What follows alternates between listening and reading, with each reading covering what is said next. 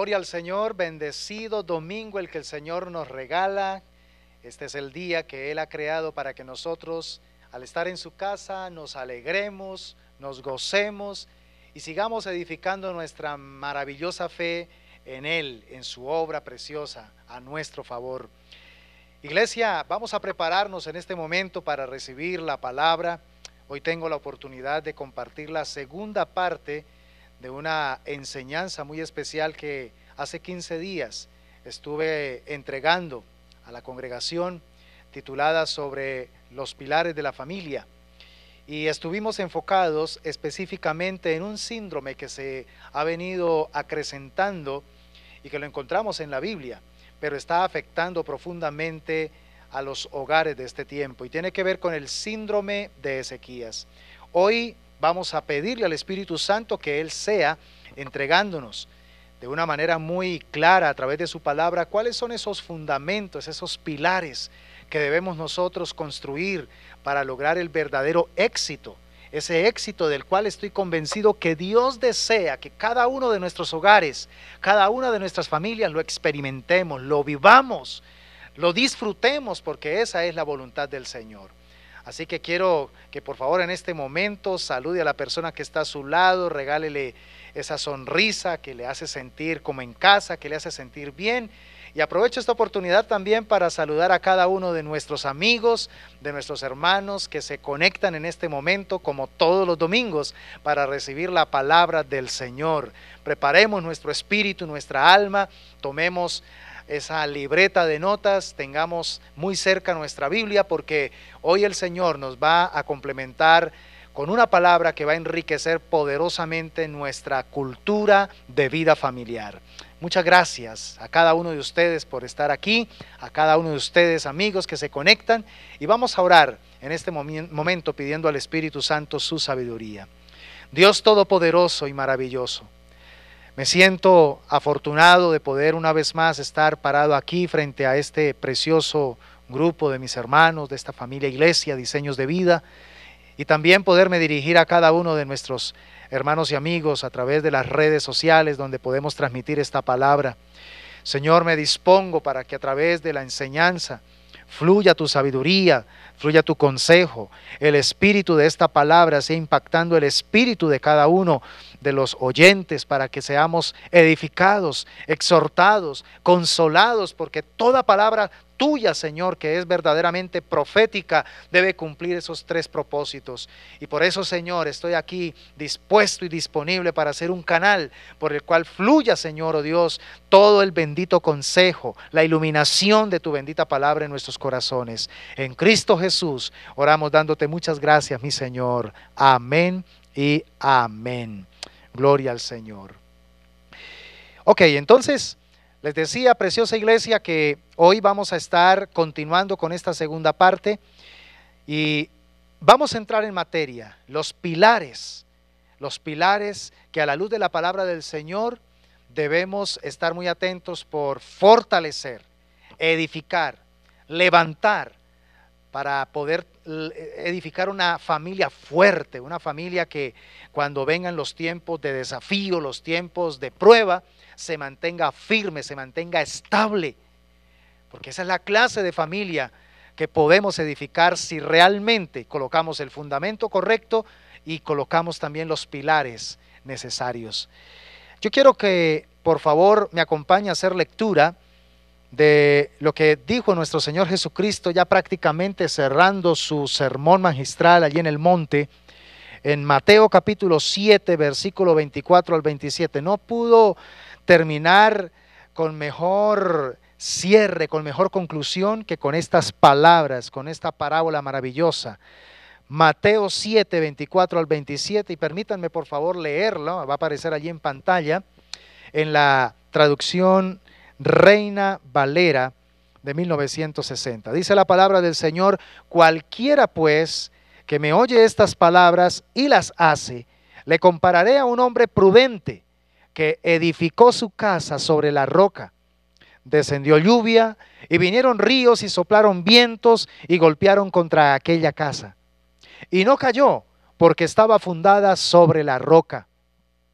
Pero cualquiera que me oye estas palabras y no las hace, le compararé a un hombre insensato que edificó su casa sobre la arena.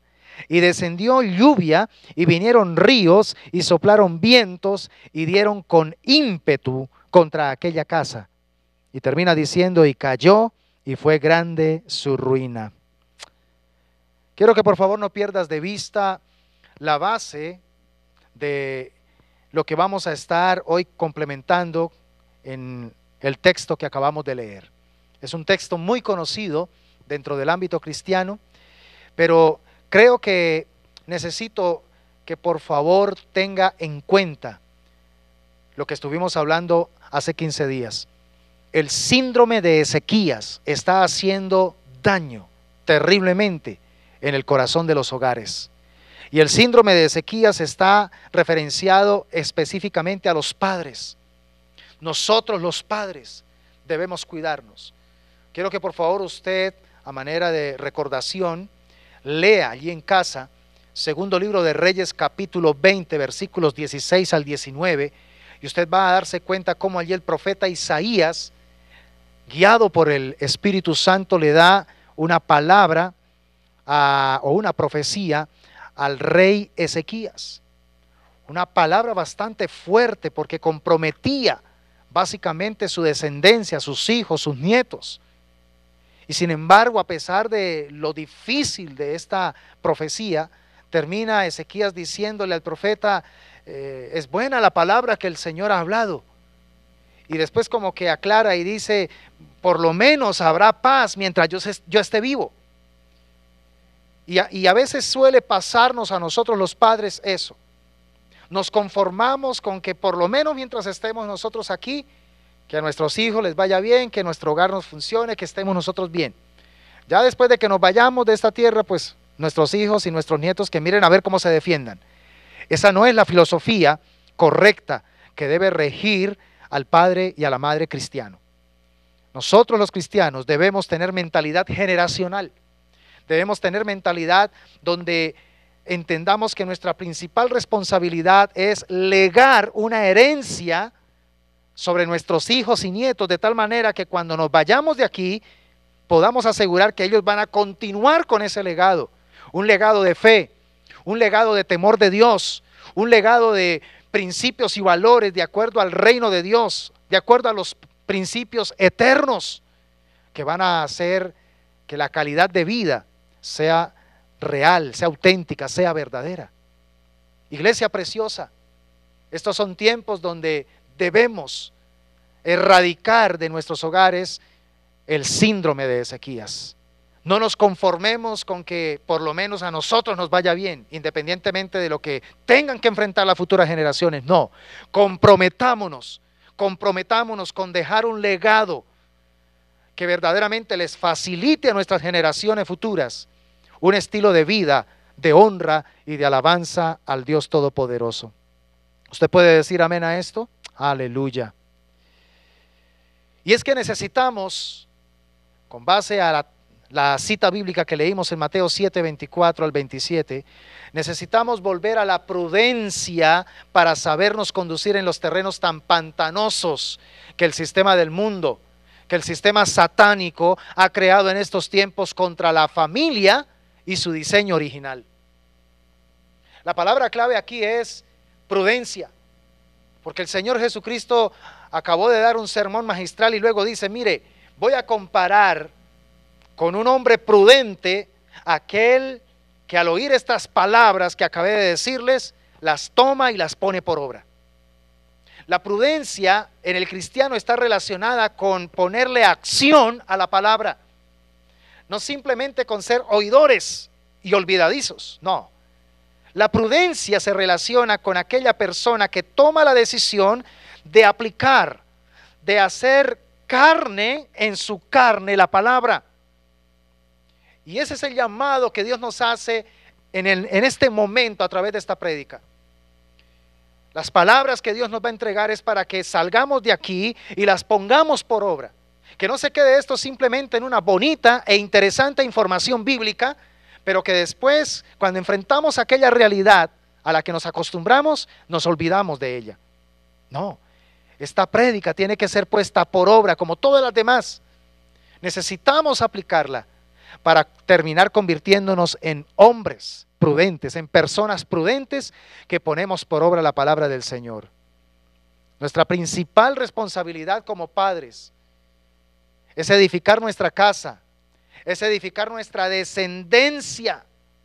Pero hay una diferencia abismal en los resultados de esta tarea que está determinada por los cimientos, o más exactamente, iglesia, por la clase de terreno en el cual vamos a edificar. ¿Qué clase de terreno estás buscando para edificar tu casa? ¿Qué clase de terreno estás preparando? ¿Qué cimiento estás buscando para allí edificar tu familia, edificar tu hogar, edificar tu descendencia? Se sobreentiende que hay un solo fundamento, que es el inconmovible, que es el que nos asegurará la permanencia eterna de las cosas que vamos a legar. Y ese fundamento es Jesucristo. Estás plantando tu familia, estás edificando tu familia en el fundamento inconmovible que es nuestro Señor Jesucristo.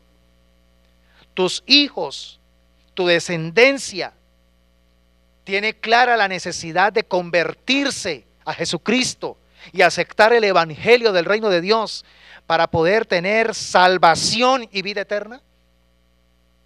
Tus familiares tienen claridad de que sin Jesucristo no hay salvación. Tus familiares tienen esa certeza de que el único que les puede devolver a la casa del Padre Celestial es Jesucristo.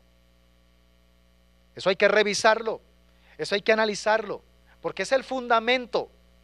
Aseguraremos entonces que realmente nuestra casa esté edificada sobre la roca.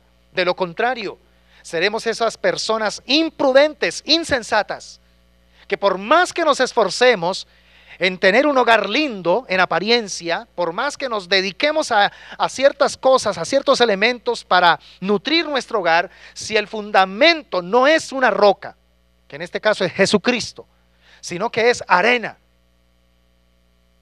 métodos humanos, distractores de la carne, entonces estaremos corriendo el riesgo de sufrir una terrible pérdida. Pérdida en todo el sentido de la palabra. Y es que una vez tengamos claro que Jesucristo debe ser el cimiento inconmovible para edificar nuestra casa, nuestra siguiente tarea será definir las bases, será definir los pilares fundamentales para poder construir una familia exitosa según Dios. Primero, el cimiento. Y una vez tengamos claro ese cimiento que es Jesucristo, la roca inconmovible, ahora sí entonces vamos sobre ese cimiento a colocar los pilares, los fundamentos. Así que hoy vamos a revisar cuáles son esos pilares que Dios creó. No me los voy a inventar yo.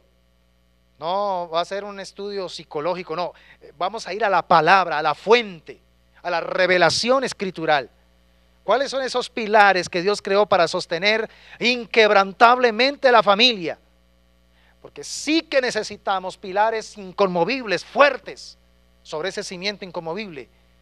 Porque la familia está bajo ataque, la familia está prácticamente bajo la mira del infierno para destruirla, para hacerla desaparecer. Por todos los lados, por todos los medios, la familia está siendo atacada. Pero hoy la buena noticia que te traigo es que, aparte del fundamento inconmovible que es Jesucristo, sobre el cual debemos edificar nuestra casa, nuestra familia, nuestro hogar, también tenemos unos pilares bíblicos maravillosos que Dios nos entregó para poder levantar una descendencia exitosa, una descendencia que verdaderamente honre y glorifique el nombre de nuestro Dios, aún después de que nosotros ya no estemos aquí, porque de eso se trata, que aún después de que nosotros nos vayamos de aquí, continúe ese poderoso legado. Así que quiero que tome nota de esos pilares, por favor, porque es para que usted, después de esta reunión, salga y busque momentos específicos para volver a analizar a profundidad y en oración, y en conversación con la familia estos pilares. El primer pilar se llama la unidad. ¿Cómo se llama?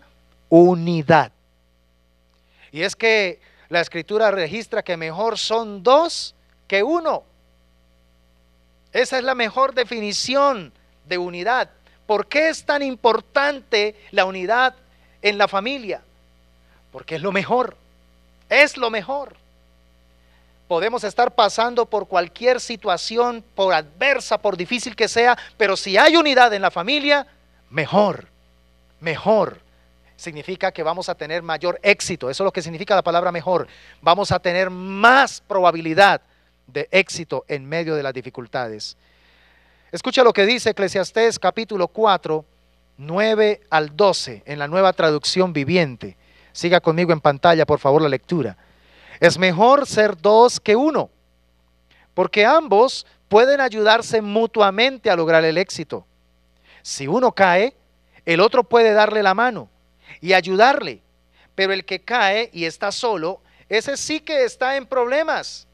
Del mismo modo, si dos personas se recuestan juntas, pueden brindarse calor mutuamente.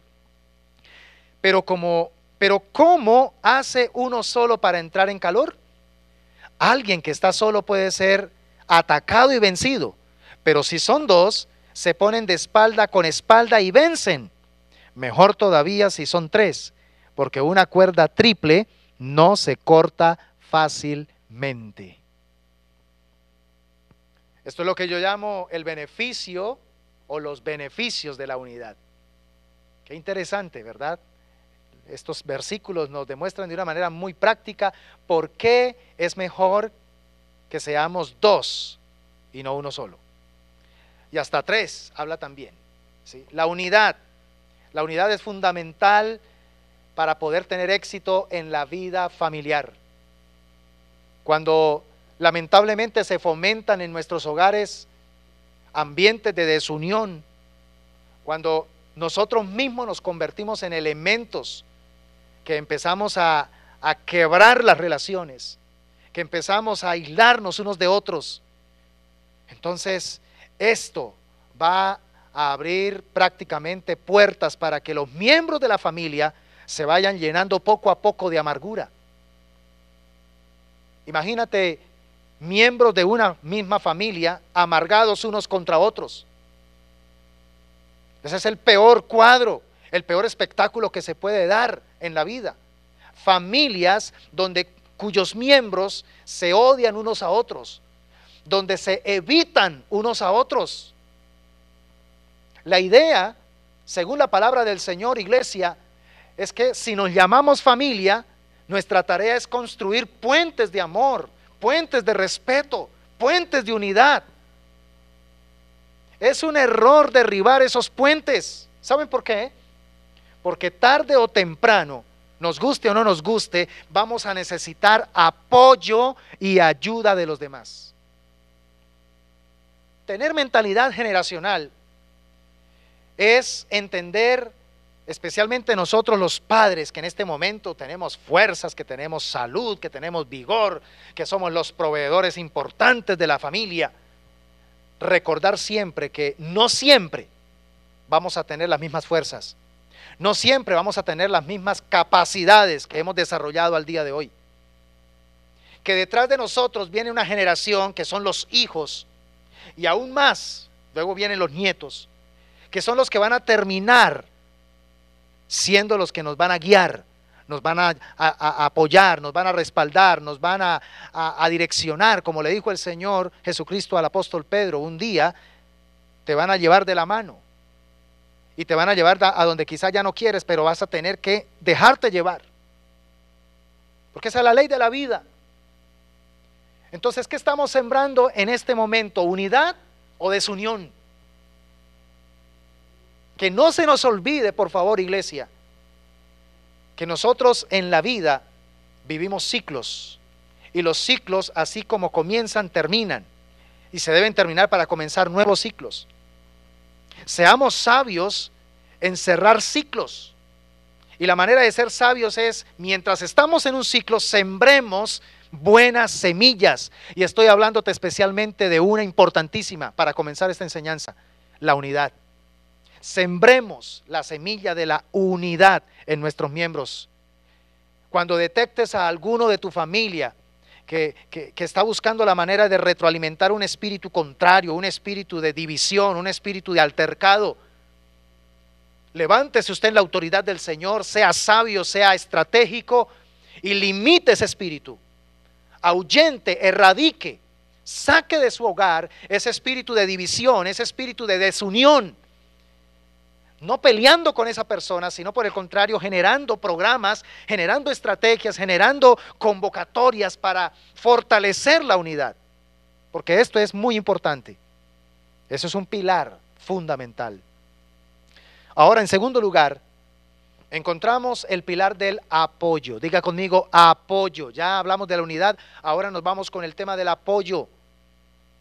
Y sobre todo, cuando más se necesita. El apoyo tiene que ser prestado, tiene que ser dado, tiene que ser ofrecido, sobre todo cuando realmente se necesita. Qué feo es que a veces miembros de la familia se la pasan prácticamente mostrando, predicando y hablando de sus capacidades para querer ayudar y para querer de pronto brindar una mano, pero que en el momento en que realmente se le está necesitando, en el momento donde se presenta la situación, donde hay la necesidad, ahí no aparece el apoyo. Brilla en su ausencia el que tanto le gusta decir que está para apoyar. Esto no se trata tanto de estar hablando y diciendo, cuenten conmigo cuando me necesiten. Ese es un predicamento que todo mundo lo dice. El apoyo tiene que ser dado es en el momento cuando se presenta la necesidad. A mí me encanta lo que sucedió en una experiencia tan dura y tan difícil que vivió David. Todavía no era rey, era el yerno del rey Saúl, que estaba siendo perseguido por su suegro, y que el suegro lo tenía entre ceja y ceja y quería matarlo porque sentía celos de él. Y después de que logra huir de esa persecución implacable que tenía su suegro contra él, luego llega a un sitio conocido como la famosísima cueva de Adulán. Y note lo que dice el versículo 1 del capítulo 22 en el primer libro de Samuel. Dice la palabra: yéndose luego David de allí, huyó a la cueva de Adulán. Y cuando sus hermanos, ojo con esto, y cuando sus hermanos y toda la casa de su padre lo supieron, vinieron allí a él.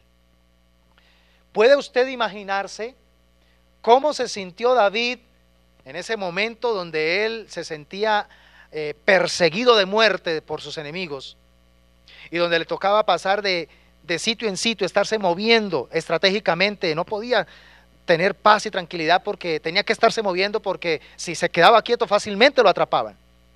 Y cuando llega a una cueva, lo sorprende que al poco tiempo de estar allí escondido, aparece su familia.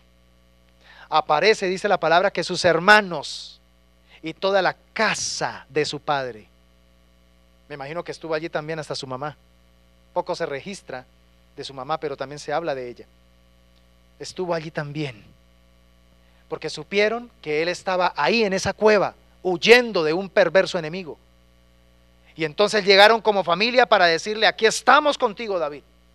Aquí estamos en este momento difícil de tu vida, estamos para apoyarte. ¿Qué necesitas? ¿Cómo te podemos apoyar? Y esto subió el ánimo. Y fue en esa cueva de Adulán donde se forjaron prácticamente los valientes de David. En la cueva de Adulán fue donde se empezaron a formar los fieles, los leales, los que estarían dispuestos a dar la vida por David. Ese es el producto de lo que ocurrió con este acto de apoyo. Porque, mis hermanos, es más popular asistir a cumpleaños, a graduaciones, a cenas especiales, a bodas de nuestros familiares. Pero no es muy llamativo comprometernos a ir al hospital, a ir a la cárcel, a las casas de nuestros familiares, para dedicarles un tiempo en la circunstancia de dolor que ellos están atravesando. Eso sí no nos llama la atención. Fácilmente podemos darnos cuenta que asisten más miembros de una familia a festejos y celebraciones, pero cuando uno de los miembros se enferma y se solicita la ayuda, ahí sí pocos aparecemos, ¿verdad? Ahí sí pocos. Mire, lo más lindo es sentir el apoyo familiar, pero lo más duro es sentirse abandonado por la misma familia. Eso sí que duele. Eso sí que duele. Y en un salmo, creo que es David, él dice que se sintió profundamente herido porque no fue un extraño, sino mi propio familiar el que me atacó, ¿sí? Entonces, este es otro pilar fundamental y que así como hizo un efecto también muy favorable para David, lo puede estar haciendo también para nuestra familia.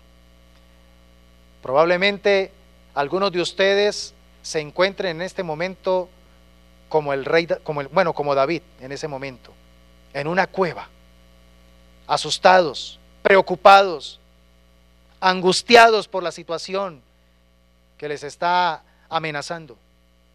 Y es ahí donde entonces caería súper bien la presencia y el apoyo práctico de la familia.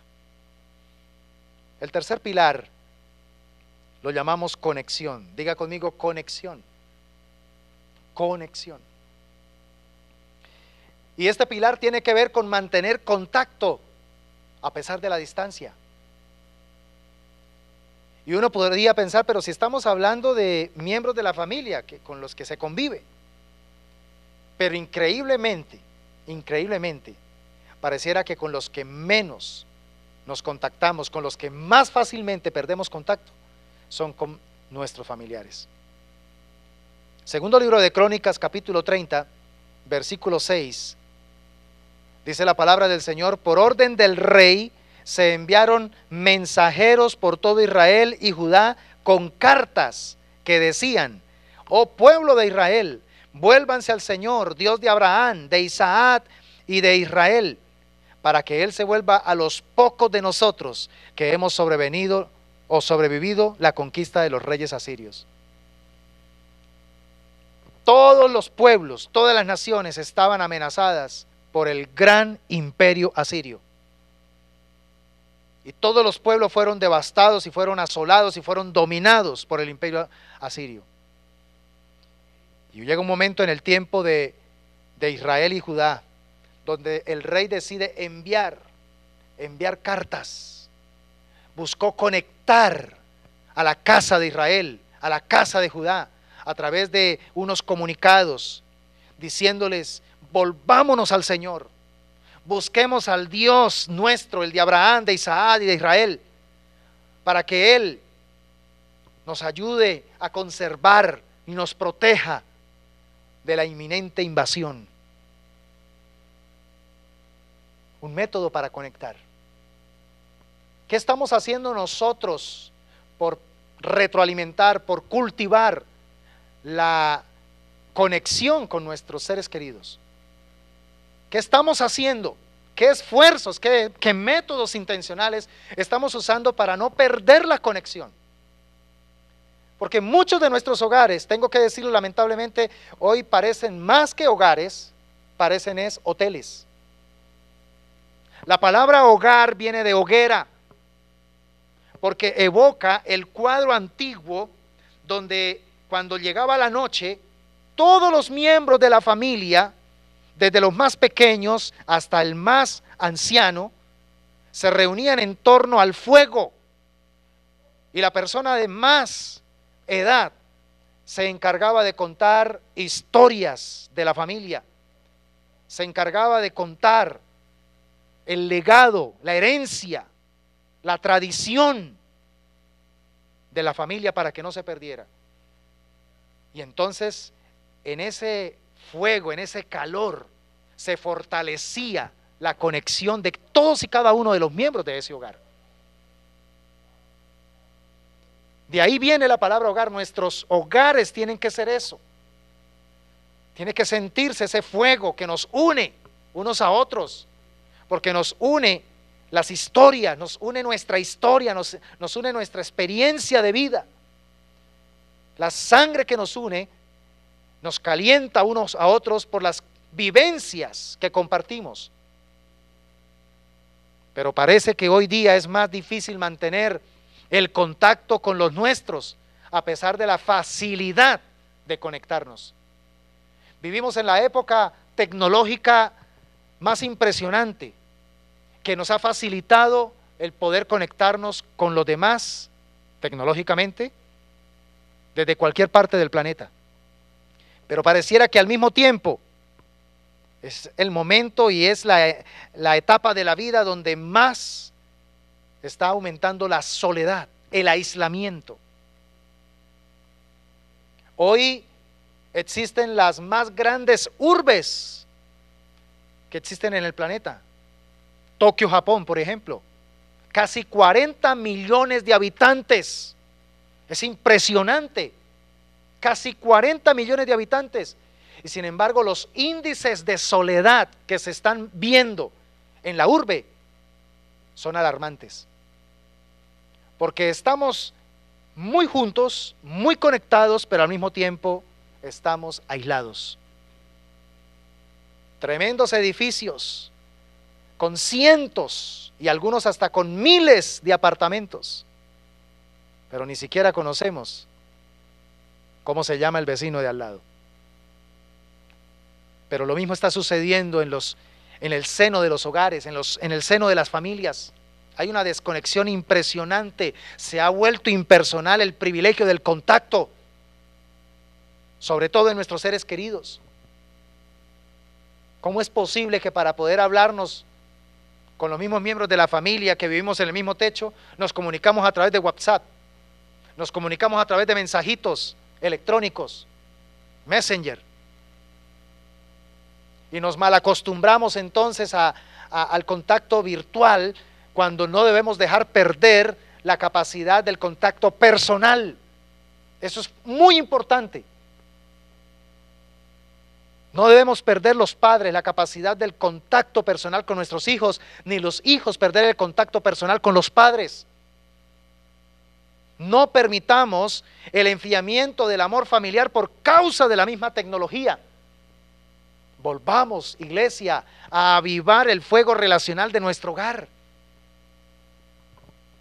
Volvamos a crear espacios de conexión física, conexión personal, conexión en vivo, más que virtual, en vivo, con nuestros seres queridos. Busquemos escenarios donde podamos compartir, donde podamos dejar a un lado la tecnología y pasar tiempo para conversar, para reírnos juntos, para contar chistes, para recordar experiencias, anécdotas, porque recordar es vivir. Eso hace falta. Eso fortalece los nexos familiares, eso fortalece en realidad lo que se sobreentiende es familia. Así que no permitamos ese enfriamiento. Por el contrario, el llamado del Señor a través de esta enseñanza es: volvamos a crear contacto con nuestros seres queridos, contactémonos con ellos, usemos estrategias para hablarles, para conversar, el diálogo. Volvamos a la experiencia práctica del diálogo, dialoguemos, paremos tanto estrés, paremos tanto activismo, hagamos un alto en todo ese ejercicio diario de la vida y hagamos otro ejercicio importante: conversemos, aprendamos a escuchar, aprendamos a oír a los demás, enriquezcamos nuestras relaciones. Y esto entonces abre también la puerta para el siguiente pilar, y es la integración. La integración es también muy, muy importante como pilar familiar. La integración es sobre todo ese buen trato, y me voy a enfocar específicamente en algo: buen trato con los nuevos miembros de la familia. Porque a veces los círculos o los núcleos familiares se vuelven muy, pero muy impenetrables, al punto donde cuando llega la etapa que los hijos están creciendo y ya empiezan a desarrollar la necesidad de crear nuevas relaciones, aparte de las relaciones familiares, hay que también abrirse a las relaciones ya con amistades y próximamente también relaciones emocionales, ¿cierto? Y entonces aparece aquí el conflicto, el problema, porque de pronto hemos sido tan cerrados, hemos sido tan unidos nosotros, solamente nosotros, que cuando ya empezamos a ver la posibilidad de que hay que incluir a otro diferente a nosotros, pero que hay que incluirlo, entonces comienza el problema, comienza la dificultad. Y esto fue lo que le sucedió también al mismo, en el caso, por ejemplo, de Jetro. Jetro fue muy sabio cuando llegan sus hijas emocionadas y le dicen: hubo un hombre que nos defendió de los pastores, y no solamente eso, sino que también sacó agua del pozo y le dio de beber a las ovejas. ¿Y sabe qué hizo Jetro, o Reuel, como se dice también allí en Éxodo? Le dice: ¿y qué pasó que no lo invitaron? ¿Por qué no lo trajeron? Vaya, tráiganlo. Mira qué lindo. Vamos a mirar lo que dice la Escritura. Éxodo 2, 18 al 21. Dice la palabra del Señor: y volviendo ellas, es decir, las hijas de Jetro, a Reuel, su padre, él les dijo: ¿por qué habéis venido hoy tan pronto? Ellas respondieron: un varón egipcio nos defendió de mano de los pastores y también nos sacó el agua y dio de beber a las ovejas. Y dijo a sus hijas: ¿dónde está? ¿Por qué habéis dejado a ese hombre? Llamadle, esto se llama integración, llamadle para que coma. Y Moisés convino en morar con aquel varón, y él dio su hija Séfora por mujer a Moisés. En la cultura oriental antigua, cuando a una persona desconocida se le invitaba a comer, se le estaba dando prácticamente un privilegio de los más íntimos de la familia. Se le invitaba a formar parte de lo más íntimo de la familia, comer. No a todo mundo se invitaba. Y aquí este hombre, con lo que sus hijas le dicen, él nota un potencial en ese varón egipcio. Y dice: este varón va a formar parte de mi familia, y por eso lo voy a invitar. Mira qué hermoso. Y Romanos 12, 18 también nos dice, en la Nueva Traducción Viviente: hagan todo lo posible por vivir en paz con todos. Mira, es muy triste, iglesia, y tengo que decirlo, es muy triste cuando la incorporación de un nuevo miembro a la familia causa o produce en ella malestar y sobre todo desunión. Falta a veces sabiduría en el manejo de este pilar. Tenemos que ser sabios los padres cuando empezamos a vivir esa experiencia donde ya nos guste o no nos guste, los hijos van creciendo y ellos ya empiezan entonces a darle importancia a los pares.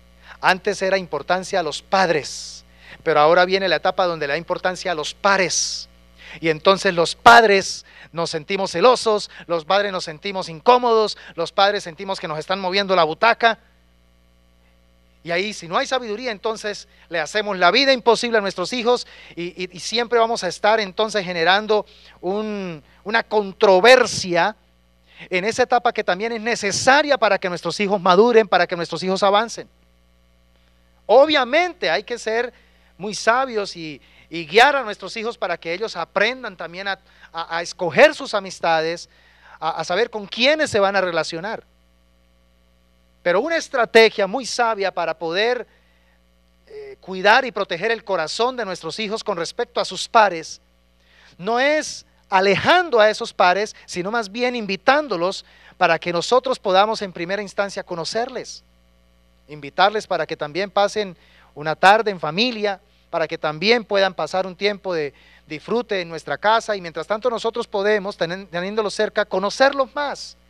Y en el discernimiento espiritual, el Espíritu Santo nos dará sabiduría y nos mostrará si le conviene o no le conviene esta relación, llámese de amistad o posiblemente o potencialmente de noviazgo. Pero mis hermanos, nada sacamos con tomar decisiones de pronto radicales. cerrados. Eso no funciona. Hay que ser sabios en este proceso de integración. Buen trato con los nuevos miembros de la familia, con las personas que potencialmente llegarán a formar parte de nuestra familia. Así que tengamos esto presente. Déjenme por favor avanzar hacia el quinto pilar, que también es clave, supremamente clave si es que queremos experimentar un éxito en nuestra familia. Y no solamente mientras estemos nosotros aquí, sino aún después de que nosotros nos vayamos. Y tiene que ver con el pilar del perdón. Es tan importante este pilar porque el perdón es la plataforma para la armonía y para la bendición. Nosotros los padres debemos ser promotores de esta práctica, la práctica del perdón. Debemos ser ejemplo en esto. Padres que se dejan fácilmente resentir por las inmadureces de sus hijos y entonces se rebajan al mismo nivel emocional en el que actúan sus hijos y entonces también actúan como niños con sus niños, actúan como adolescentes con sus adolescentes. Que no se nos olviden, papás, que no se nos olvide, mamá, que definitivamente nuestra tarea es siempre ser luminares para ellos. Nosotros somos faros de luz para ellos. Se sobreentiende que nosotros hemos vivido más tiempo en esta tierra, hemos tenido más tiempo para madurar, para desarrollar el carácter que nosotros debemos legarles a ellos. Y una de las maneras para demostrar que hemos madurado es que entonces estamos dispuestos también a perdonar las ofensas. Pero que porque nos ofenden nuestros hijos, inmediatamente asumimos una actitud de resentimiento, de amargura. Y entonces empezamos también a pagar con la misma moneda y caemos entonces en la estrategia de la indiferencia. Eso no funciona. Estamos sembrando malas semillas en el corazón de nuestros hijos. Recuerde lo que dice el Salmo 133, versículo 1. Estamos hablando de hogares cristianos, de hogares que tememos a Dios. Qué maravilloso y agradable es cuando los hermanos conviven en armonía. Nuestro hogar será una maravilla, nuestro hogar será, mejor dicho, un Edén, un lugar de delicia. Si nosotros los padres promovemos armonía, primeramente pues en la relación matrimonial, en segundo, desde la relación matrimonial promovemos también armonía con nuestros hijos y de ahí con todos los demás miembros de la familia, tanto de el padre como de la madre. Mis hermanos, los rencores, los enojos, los malos entendidos, todo esto es lo que se encarga de ahogar la armonía en el hogar. Hay hogares que viven continuamente en una guerra, que viven continuamente en un infierno, porque no se han construido sanas relaciones. Se ha creado una cultura de confrontación, de pugna, de división.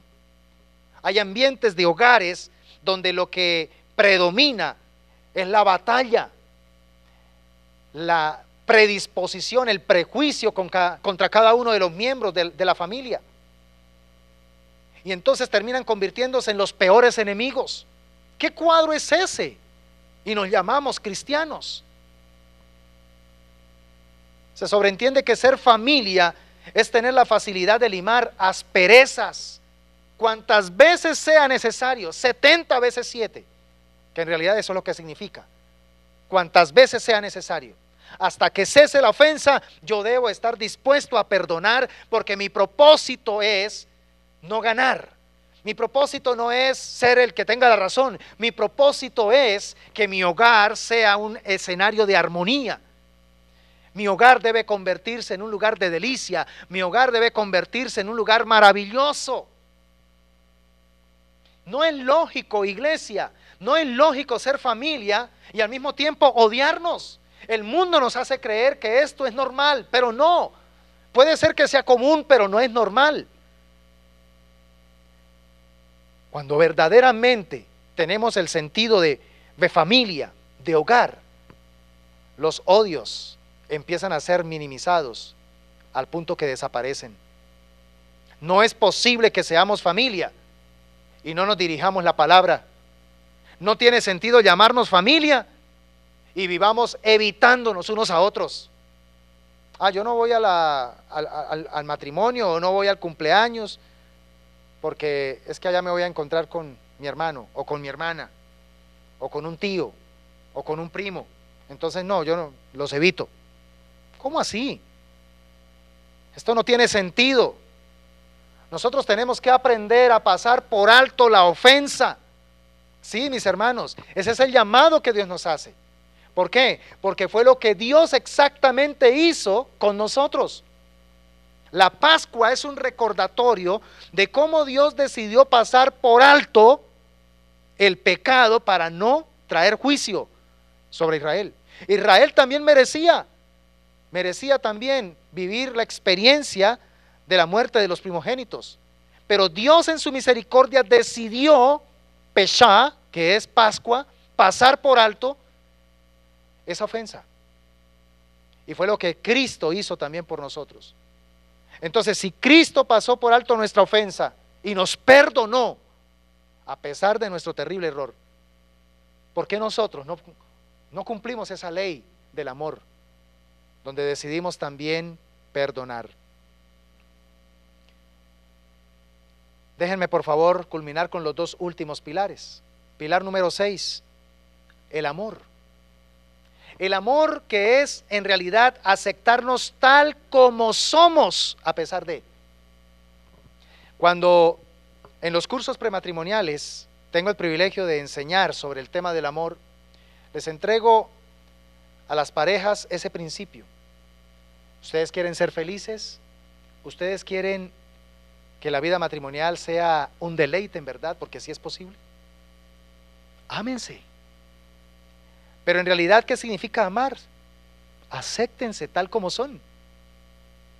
No se casen con la intención de que voy a ver cómo cambia el otro. No. Me voy a casar porque acepto al otro tal como es. Me gusta tal como es. Y aún en sus errores los acepto tal como son. Y lo mismo la otra persona conmigo, ¿cierto? Cuando se mantiene esa perspectiva, entonces la vida se hace funcional. Cuando nosotros nos amamos unos a otros, que ese es un mandamiento poderoso que el Señor nos ha entregado, en realidad nos está entregando el motor más impresionante para que avancemos lo más que podamos en esta existencia. Muchas personas viven truncadas en la vida, viven dando vueltas y tumbos en la vida y no avanzan, precisamente porque no han decidido amar, porque no han decidido aceptar a los demás tal como somos o tal como son. Hay mucha gente que está enferma hoy día, que está padeciendo enfermedades que están afectando sus articulaciones, que están afectando su corazón, que están afectando una cantidad de elementos físicos, simplemente por una cosa, porque quieren todo el tiempo estar cambiando a los demás, porque se la pasan en la vida preocupados para ver cuándo el otro por fin va a cambiar según la expectativa de él. Y como nunca se ve el cambio, entonces la persona vive enferma. Cuando hablamos de este pilar, estamos hablando de un principio de longevidad. ¿Usted quiere vivir más? ¿Quiere vivir más años, pero quiere vivir una vida tranquila? Pues acepte a los demás tal como son. Acepte a todos los miembros de su familia tal como son. Usted ya los conoce, entonces ¿por qué se amarga?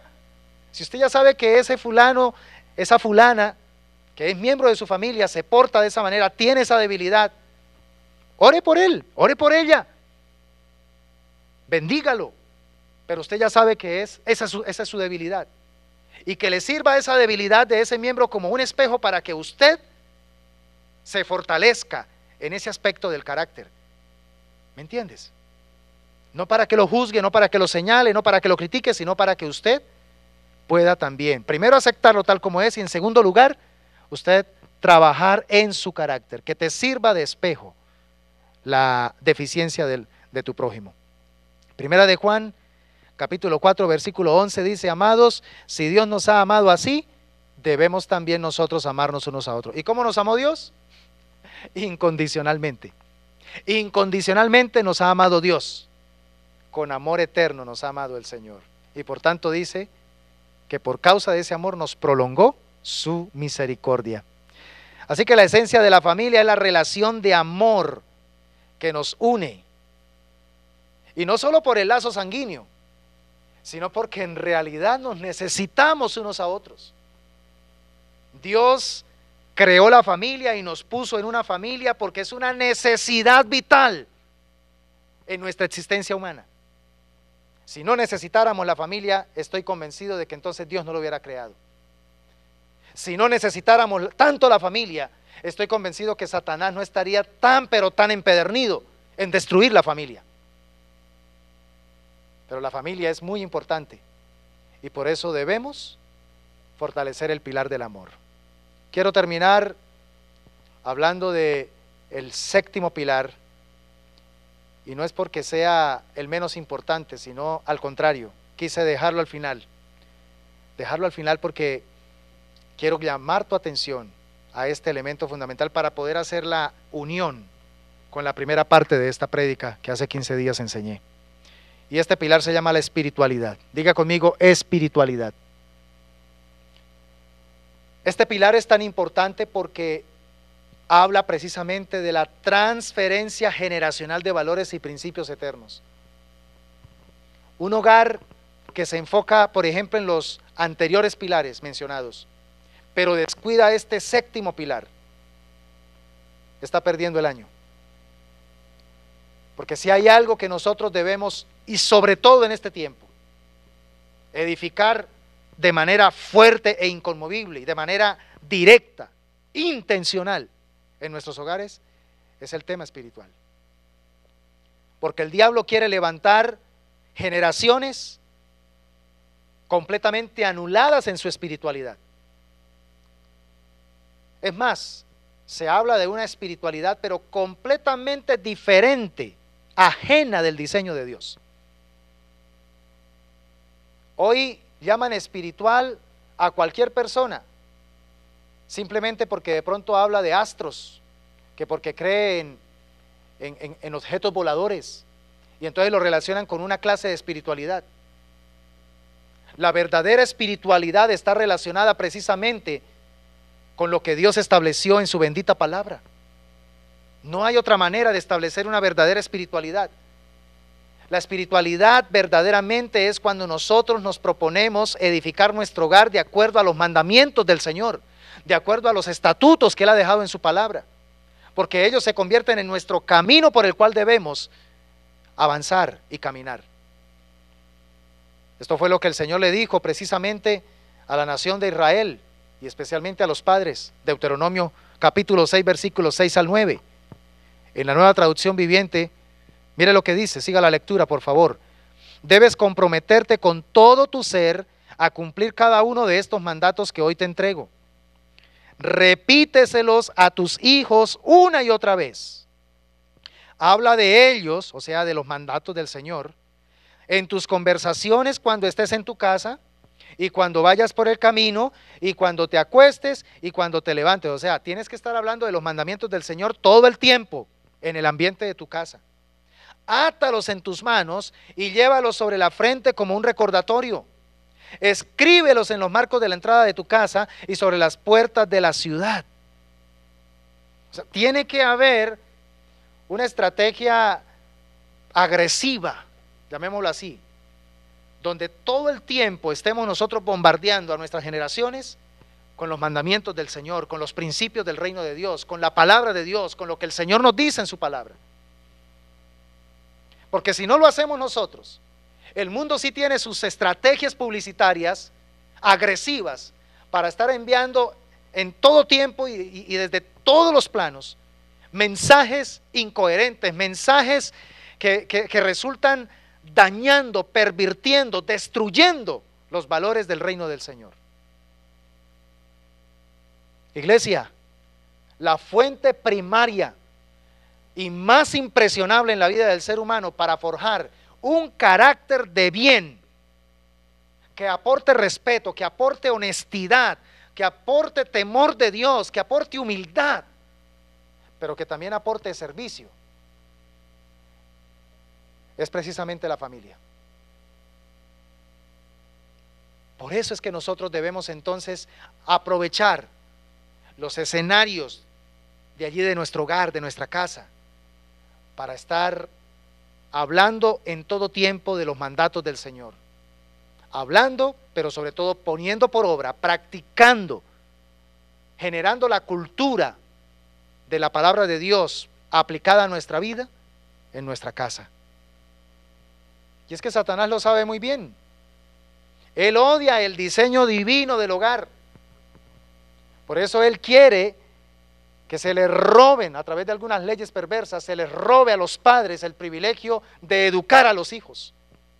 Porque Satanás sabe que si los padres somos entendidos y tomamos en serio el diseño de Dios para guiar a nuestros hijos conforme a los mandamientos del Señor, vamos a levantar generaciones poderosas, vamos a levantar descendencia para Dios, y esa descendencia va a perpetuar la bendición del Señor sobre las generaciones, cosa que Satanás no quiere.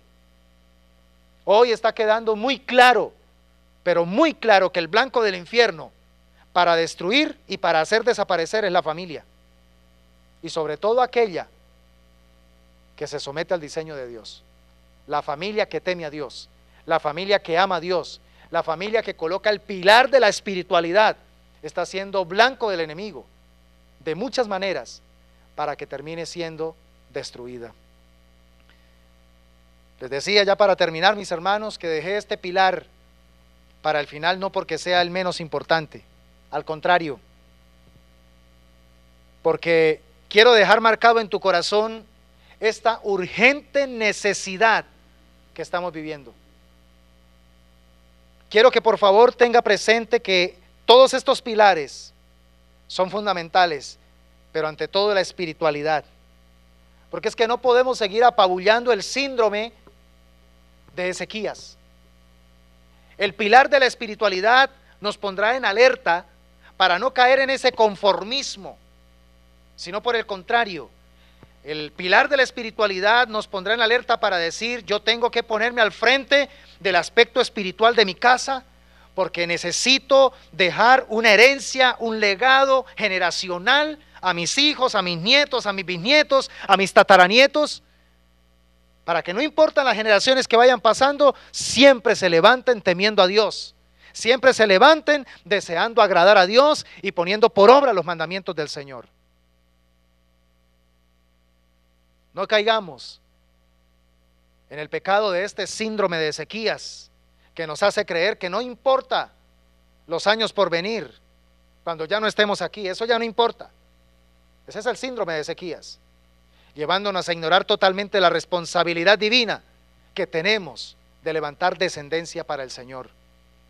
El futuro de nuestras generaciones sí importa. Que vamos a legarle a nuestra descendencia sí importa delante del Señor, y Dios nos va a pedir cuenta de ello. Por eso debemos trabajar arduamente, debemos dejar la pereza, debemos dejar la renuencia, debemos dejar la indiferencia, y necesitamos empezar a desarrollar un compromiso supremamente estable para formar una generación que tema a Dios, una generación que verdaderamente sacuda los cimientos del infierno, que haga temblar al mismo Satanás, que Satanás sepa que realmente hay familias que están plantadas, que están cimentadas en la roca, que están fundamentadas en pilares bíblicos, pilares basados en los diseños de Dios, para que cuando vengan los tiempos de dificultad, para que cuando vengan esos vientos tempestuosos, cuando venga ese mar embravecido contra aquella casa, permanezca firme, permanezca estable. Quiero dejar eso en tu corazón, mi amada iglesia. Quiero dejar eso en tu corazón, mis amados hermanos, amados amigos que me están viendo. Reflexionemos sobre esta responsabilidad tan importante que tenemos. La responsabilidad de levantar una familia con pilares divinos para poder tener la certeza de que una vez Dios nos llame a su presencia y nos vayamos de esta tierra, quedaremos con la sensación y la seguridad de que nuestros hijos y nuestros nietos continuarán el legado. Oremos a Dios en estos momentos. Padre bendito y Dios todopoderoso, Yo te agradezco por esta oportunidad en la que me permites compartir tu bendita palabra a tu pueblo. Señor, nos has hablado una vez más de manera frentera con respecto a estas necesidades de edificar estos pilares bíblicos para levantar un hogar exitoso, una familia triunfante bajo los principios del Señor.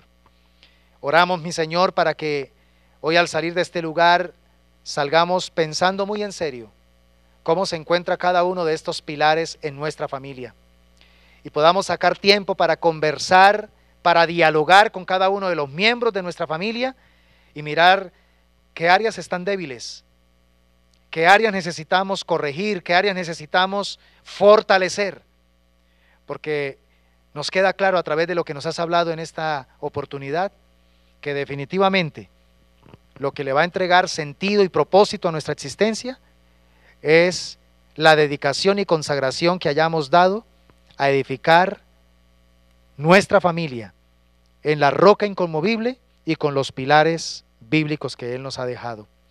Mi Dios eterno, ayuda a cada familia aquí presente, ayuda a cada familia que está conectada recibiendo esta enseñanza y por favor, clamo delante de ti para que nos ayudes a tomar muy en serio el consejo que hoy nos entregas. Maravilloso Señor, perdónanos porque muy probablemente tenemos algunos pilares hasta destruidos, descuidados, debilitados, agrietados, pero sea hoy la oportunidad para que a través de tu palabra tomemos la decisión de volver a levantarnos y edificar estos pilares para poder asegurar el éxito en nuestras familias. Alabamos y bendecimos tu nombre, te glorificamos y te damos honra y alabanza al Rey eterno y al Señor de nuestra familia. En Cristo Jesús, amén y amén. Gloria al Señor.